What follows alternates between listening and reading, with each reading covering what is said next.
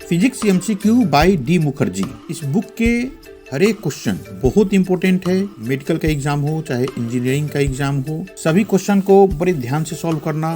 Mechanics के पहला जो चैप्टर है काइनेमेटिक्स, उसके क्वेश्चन नंबर 9 सॉल्व करेंगे। क्वेश्चन है, a balloon starts rising from the ground with an acceleration of 1.25 metre per second square. After 8 second a stone is released from the balloon, the stone will.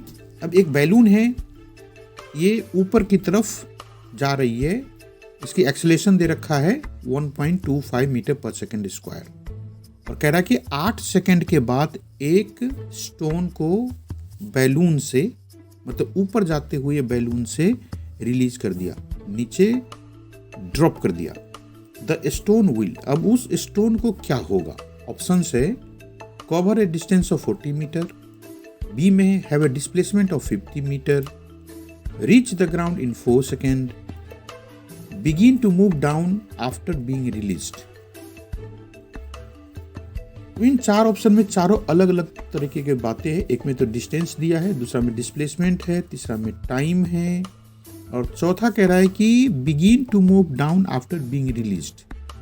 अब देखो, जैसे balloon ऊपर की तरफ जा रहा हो, तो चलती हुई बैलून से एक स्टोन को ड्रॉप किया, तो वो स्टोन तुरंत ही तो नीचे आना नहीं शुरू करेगा, पहले तो कुछ देर के लिए ऊपर जाएगा।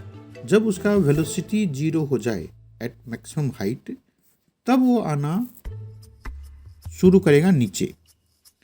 तो ये जो है कि begin to move down after being released, ये तो वैसे ही गलत है, क्योंकि शुरू में वो ऊपर जाएगा, कुछ देर ऊपर जाने के बाद नीचे आएगा। जैसे बैलून से निकलते ही नीचे आना शुरू नहीं करेगा। ऐसा क्यों है? क्योंकि बैलून रेस्ट में नहीं है। बैलून रेस्ट में रहता तब वो 4th कंडीशन सही हो सकता था। तो डी तो ऐसे ही गलत हो गया, लेकिन हमारे पास इन 3 ऑप्शंस में से कोई सही है, वो हमें पता करना है। पहले हम बैलून के केस समझते हैं। ये बैलून है, यहाँ पे फिगर में दिखा रहा हूँ मैं, और ये बैलून ऊपर जाएगा। ऊपर जाने का इसका एक्सेलरेशन दे रखा है 1.25 मीटर पर सेकंड स्क्वायर, और ये बैलून तो ऊपर जाता ही रहेगा, पता नहीं कहाँ चला गया, लेकिन हमें काम है 8 सेकंड पे। तो बैलून चलने के 8 सेकंड के बाद एक स्टोन को रिलीज किया, हमें उस स्टोन पे क्वेश्चन है सॉल्व करना। तो देखो, जैसे ये बैलून ऊपर जा रहा है, तो जब चलने के 8 सेकंड हुआ तो एक स्टोन रिलीज कर दिया, और बैलून तो अपना चला गया। बैलून का अब उसके बाद कोई काम नहीं है। तो बैलून के लिए इनिशियल वेलोसिटी कितना? 0। ये शुरू में तो 0 में था। Acceleration 1.25 metre per second square वो दे रखा है, और टाइम है 8 सेकंड। तो हम s = ut + ½ a t square लगा करके इसका डिस्टेंस पता करते हैं कि 8 सेकंड में कितना ऊपर आया था बैलून। तो u0, t8 और a की वैल्यू है 1.25। इसको सॉल्व करते हैं तो ये 0 × 8 तो 0 ही हो गया, और 8 का स्क्वायर है, इसको 8 × 8 कर दे, और ये 2 और 8 करके 4 होगा। ये मतलब हमें ये देखना है कि ये 4 हो गया 2 से कटने के बाद, और 4 को इससे मल्टीप्लाई करो। ये 1.25 का मतलब है 5/4। 5/4 1.25 होता है, और वो 4 से 4 कट के ऊपर में रह गया 5 और 8, तो ये हो गया 40 मीटर। ये कैलकुलेशन जल्दी जल्दी कर लेना, क्योंकि आप कंपटीशन की तैयारी कर रहे हो और इनमें उलझना ठीक नहीं है, इसलिए मैंने कैलकुलेशन करके दिखाया नहीं तो मैं काट काट के दिखाता रहता हूँ नंबर्स को। तो अब ये 40 मीटर की हाइट पे था जब स्टोन उससे रिलीज किया। तो देखो, तो एक cover a distance of 40 metre सही है क्या? ये cover a distance of 40 metre किसके लिए है? वो हमें स्टोन से रिलेटेड क्वेश्चन है। तो डिस्टेंस स्टोन ने कितना कवर किया? एक तो 40 मीटर बैलून के साथ, बैलून से निकलने के बाद कुछ देर तक ऊपर जाएगा, और ऊपर जाने के बाद वो जमीन पे गिरेगा।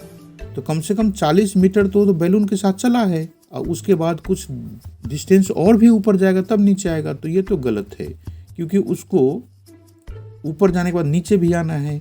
तो ये जो डिस्टेंस है, तो कवर करने का मतलब हो गया बैलून के साथ गया, बाहर निकला और कुछ देर ऊपर जाने के बाद नीचे आ गया। तो वैसे भी ये 40 जाने का और 40 आने का 80 तो हो जाएगा, और ऊपर कितने डिस्टेंस तक गया वो तो हमने फाइंड नहीं किया। यदि वो करेंगे तो ये 40 से भी ज़्यादा हो जाएगा। तो 40 जाने का 40 आने का 80 तो वही हो गया, और कुछ और भी ऐड करेंगे तो ये पहला पार्ट गलत है। तो डिस्टेंस तो 40 से ज़्यादा ही होगा। अब रहेगी बात डिस्प्लेसमेंट की। तो डिस्प्लेसमेंट से जो रिलेटेड क्वेश्चन है, हमने माना कि वो स्टोन जब बैलून से निकलेगा तो उसकी हाइट थी ज़मीन से 40 मीटर। तो निकलने के बाद ऊपर गया और नीचे आ गया, तो डिस्प्लेसमेंट तो 40 मीटर है, लेकिन यहाँ बी पार्ट में डिस्प्लेसमेंट है 50 मीटर। तो इसलिए ये पार्ट भी गलत हो गया। अब रह गया भाई सी की। तो क्वेश्चन तो अपना यहाँ पे लग रहा है, ऐसे यदि हम कुछ गेस करें तो सी होगा, लेकिन इसको हम सॉल्व करके देखेंगे। अब using v equal to u plus a t, तो शुरू में u 0 है, a की वैल्यू है 1.25 और t की है 8। तो इसको मल्टीप्लाई करेंगे तो ये देखो 1.25 का मतलब 5/4, और 4 से वो 8 कट के 2 देगा, तो 2 × 5 10 हो गया। तो जब ये बैलून 8 सेकेंड तक चला ज़मीन से ऊपर जाने के बाद, तो उसकी ऊपर जाने की वेलोसिटी है 10 मीटर पर सेकेंड। क्योंकि एक्सेलरेटेड है तो वैसे वेलोसिटी और टाइम के साथ बढ़ता रहेगा। बैलून तो चला गया ऊपर। अब हम s equal to ut plus half a t square लगा रहे हैं इस चीज़ को पता करने के लिए कि वो बैलून से निकलने के बाद स्टोन कितनी देर में ज़मीन पे गिरेगा। तो इसमें 2 डायरेक्शन है, नीचे का और ऊपर का। तो नीचे वाले सभी डायरेक्शन को हमने प्लस लिया है और ऊपर जाने वाले को माइनस।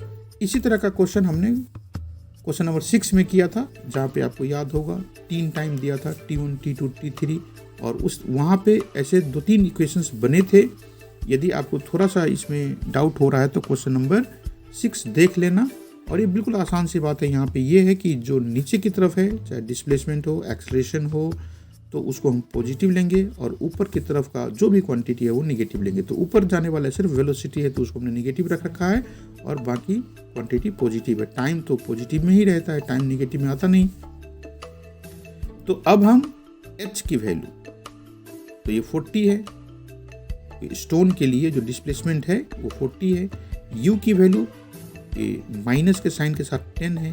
देखो ये हमने v की वैल्यू निकाला था बैलून के लिए, तो जिस समय स्टोन बाहर निकला वही v स्टोन का u हो जाएगा। अब हमें टाइम पता करना है, और 1/2 प्लस, अब g की वैल्यू यहाँ पे 10 रख रखा है, जबकि एक एक्सेलरेशन और भी है। ये जो एक्सेलरेशन है 1.25, ध्यान से देखना कि ये बैलून का है, लेकिन जब स्टोन बैलून से बाहर आ जाएगा तो वो बैलून वाले एक्सेलरेशन से उस स्टोन का कोई काम नहीं है। अब तो वो एक्सेलरेशन ड्यू टू ग्रेविटी, अर्थ के अट्रैक्शन में आ गया। इसलिए g की वैल्यू हमने 10 रखा है, और g नीचे की तरफ है इसलिए पॉजिटिव है। यहाँ पे u निगेटिव क्यों है? क्योंकि ये ऊपर की तरफ है, बैलून के साथ वो स्टोन कुछ देर तक ऊपर जाएगा। अब यहाँ पे समझने की सारी बातें कंप्लीट हो गई फिजिक्स का। अब मैथमेटिकल कैलकुलेशन आ गया, तो हम इस इक्वेशन को सॉल्व करेंगे। तो देखो 40 और -10t तो ऐसे ही है, इस 2 से 10 को काट दो तो 5 रह गया। इसको थोड़ा सा और 5 कॉमन ले लेते हैं इसमें से। ये 40 को 5 × 8 कर दिया, यहाँ से 5 कॉमन ले लो तो ये 2t हो जाएगा, माइनस का साइन है, और 5 कॉमन में चलेगा तो t²। अब ये दोनों 5 कट गया, तो नंबर कटने के बाद थोड़ा सा छोटे छोटे नंबर को हैंडल करना आसान हो जाता है। तो 8 = -2t + t²। 8 को इधर कर दो इक्वल साइन के, तो ये निगेटिव हो जाएगा। अब हमें देखो t² -2t - 8 = 0। अब ये क्वाड्रेटिक की इक्वेशन बन गया, या स्प्लिटिंग द मिडिल टर्म के यूज करके इसको फैक्टर्स निकाल लेते हैं। तो ये -2t है तो -40 + 2t हो गया। ये दोनों को स्प्लिटिंग मिडिल टर्म से इसको हमने स्प्लिट कर रखा है, और शुरू वाले 2 टर्म से t कॉमन आ जाएगा तो ब्रैकेट में रह जाएगा t - 4। लास्ट वाले 2 टर्म से 2 कॉमन आएगा तो t - 4। अब दोनों में t - 4 है तो एक t - 4, और ब्रैकेट के बाहर का जो नंबर्स है वो t + 2 रख दिया, दूसरे ब्रैकेट में 0 हो गया। अब इस तरह से t-4 इक्वल टू 0 एक इक्वेशन और t+2 इक्वल टू 0 दूसरा इक्वेशन। तो हमारे t की वैल्यू आ जाएगा 4 सेकेंड एंड -2 सेकेंड। तो हमें पता चला कि ऑप्शन कौन सा है सही। देखो, reach the ground in 4 second, option C सही है। तो ये -2 सेकेंड वो क्या करेंगे, अब बता रहा हूँ मैं कि जब कोई भी एक्शन स्टार्ट होता है, कोई भी काम स्टार्ट होता है या कोई भी मोशन स्टार्ट होता है, तो वहाँ पे हम t इक्वल टू 0 लेते हैं और उसके बाद तो t निगेटिव होता ही नहीं। तो इसलिए हम ये निगेटिव होने के कारण से इसको हम रिजेक्ट कर देंगे। तो हमारे लिए ऑप्शन सी सही है। यहाँ पे सी ऑप्शन को टिक कर दो और एक क्वेश्चन कंप्लीट हो गया। और ये वीडियो देखने के बाद जो लोग सब्सक्राइब नहीं किया है वो ज़रूर सब्सक्राइब करो।